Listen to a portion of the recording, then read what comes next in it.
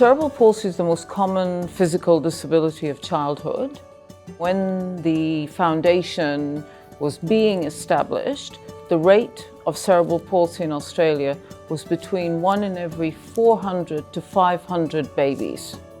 It takes a community to bring down the rate of a condition like cerebral palsy. Cerebral Palsy Alliance is the oldest organisation in the world, providing services to families and children with cerebral palsy. But where is research around prevention, improving the quality of life of people who live with cerebral palsy, and perhaps the search for a cure?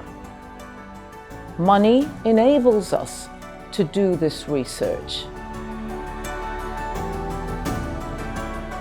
The Heart and Minds and the Cerebral Palsy Alliance is just the most amazing start to this whole research project. The smart monitoring, smart prediction and smart training is the future for humanity. Hearts and Minds is an investment company with a difference in that we provide both investment returns and social returns.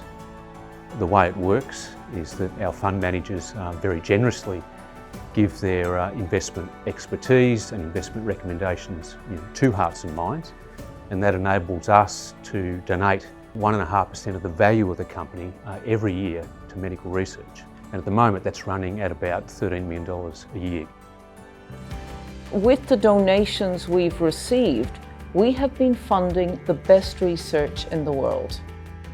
I've received 2 Cerebral Palsy Alliance grants. The first one is to improve means of resuscitating babies, and the second one is our virtual baby project, and this is specifically to develop and utilise big data to analyse and understand patterns that we can't currently recognise on the monitors, but with advanced artificial intelligence we can predict illness before it happens. We know there are several possible causes of cerebral palsy. These technology projects can enable us to put the data together and put in place the infrastructure and the tools so that we can answer those questions. So my research project looks at keeping the baby's brain oxygen levels within the normal range. This is an attempt to reduce brain injury in babies. It's truly an honor to look after babies who are born this early. You feel very privileged having a baby who's born very early, go home, who is developmentally normal. This is what we strive for, this is what we work hard for. When I started in the unit over 20 years ago, there was one weekend where 4 babies died, and now our survival rate has gone from about 80% to over 97% in 20 years. That's extraordinary. I have babies come back having been in the unit as babies.